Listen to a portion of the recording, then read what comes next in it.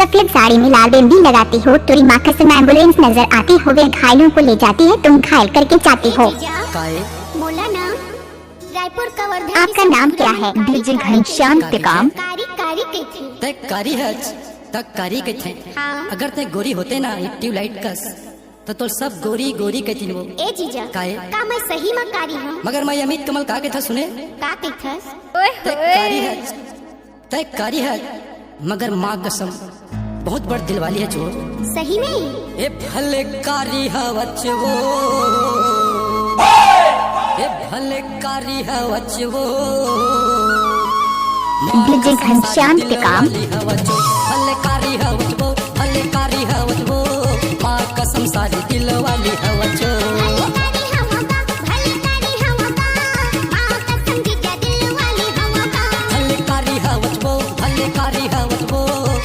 कसम सारी दिल वाली है वचो।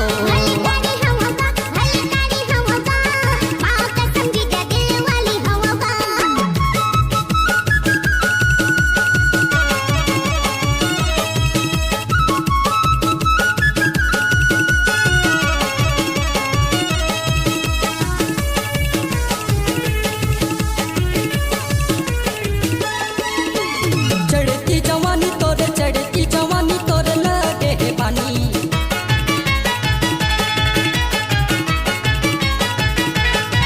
हाँ चढ़ती जवानी तोरे, चढ़ती जवानी तोरे लगे है पानी।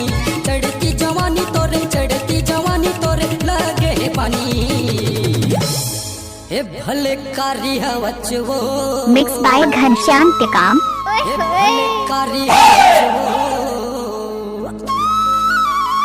माँ कसम सारी दिल वाली है वो।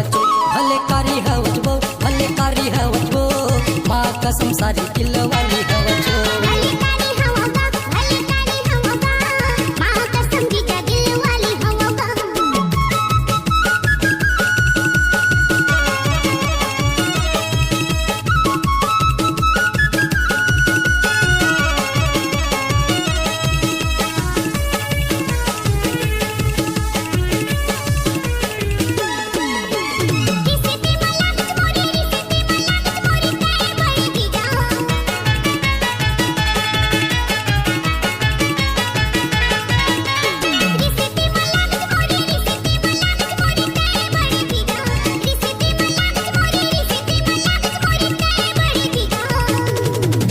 आपका नाम क्या है? डीजे घनश्याम टिकाम।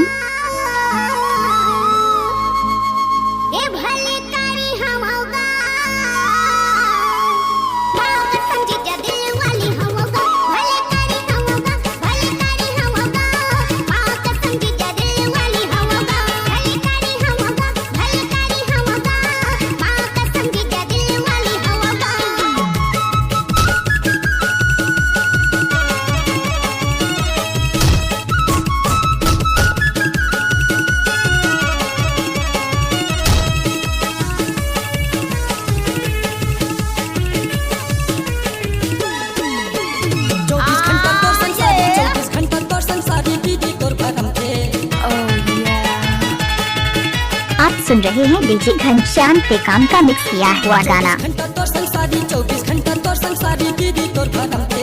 24 घंटा तोर संसारी, 24 घंटा तोर संसारी दीदी तोर भरम थे। मैं बना हूँ कैथावो, मैं बना हूँ कैथावो, माँ कसम सारी तोला घर वाली। मैं बना हूँ कैथावो, मैं बना हूँ कैथावो, माँ कसम सारी तोला घर वाली।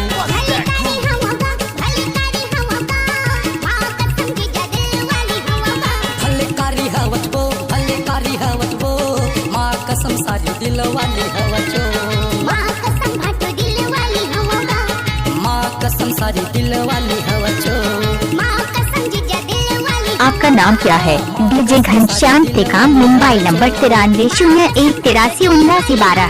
हाँ माँ कसम सारी दिल वाली हवचो।